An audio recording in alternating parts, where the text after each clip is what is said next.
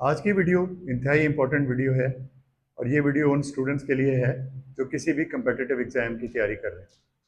इसमें आज हम स्टडी करेंगे आइदर और, neither nor, not only but also और उसके साथ दूसरे लगने वाले कंजंक्शंस का इस्तेमाल। तो इनको कहते हैं कोऑर्डिनेटिंग कोरिलेटिव कंजंक्शंस और ये पेयर की सूरत में होती हैं। अगर आप इनको यूज़ कर रहे हैं तो इनके अंदर आपको कुछ चीज़ों का ध्यान रखना पड़ेगा। अगर हम उन चीज़ों का ख्याल नहीं रखेंगे तो कोई ना कोई हमसे मिस्टेक हो जाएगी। पहली चीज़ तो ये कि ये पेयर आपका सही होना चाहिए, आइदर के साथ और हो, नाइदर के साथ नॉर हो और नॉट ओनली के साथ बट या टू या एज वेल। दूसरा बड़ा प्रॉब्लम इसके अंदर जो होता है ना, वो ये तीन मसले हैं, वो मैं आपको समझाता हूँ। सबसे पहला मसला है प्रॉक्सिमिटी और ये एग्रीमेंट से रिलेटेड इशू है।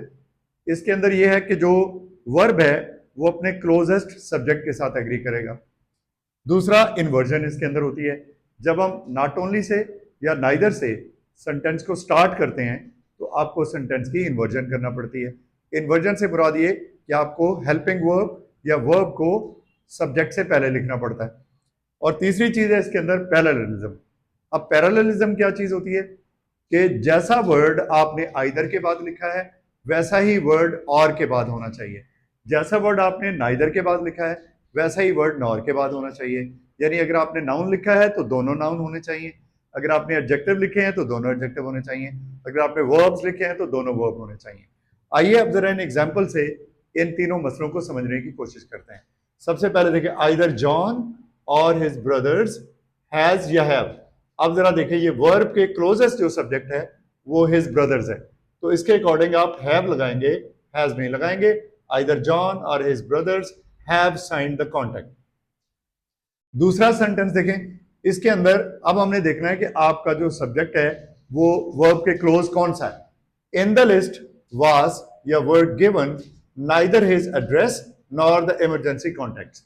अब जरा देखें, आपका सब वर्ब इधर है और सब्जेक्ट दिया हुआ है हिज एड्रेस या इमरजेंसी कॉन्टैक्ट्स। अब आप देखें कि अक्सर ये कहा जाता है कि आइदर और नाइदर और में जो वर्ब होता है वो बाद वाले सब्जेक्ट से एग्री करता है।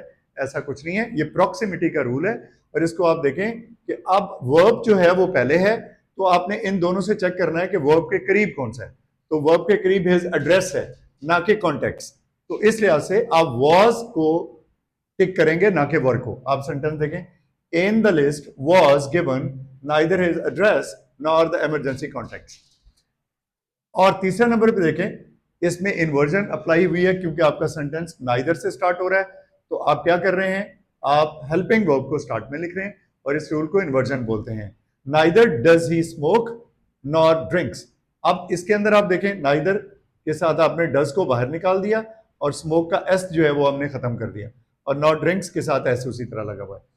और चौथे नंबर पे पैरेललिज्म का इसमें रूल अप्लाई होता है कि आपने देखना है कि जैसा वर्ड आपने एक पेयर के बाद लिखा है वैसा ही दूसरे पेयर के बाद आएगा। जैसे देखो, James is not only intelligent but also hard working. अब ये नॉट ओनली के बाद आपने एडजेक्टिव लिखा है, बट ऑल्सो के बाद भी एडजेक्टिव आ रहा है। और नॉट ओनली के साथ बट जब हम लिखते हैं तो ऑल्सो के अलावा आप टू भी लिख सकते हैं और एज वेल भी लिख सकते हैं। जैसे देखें, James is not only intelligent but hard working to.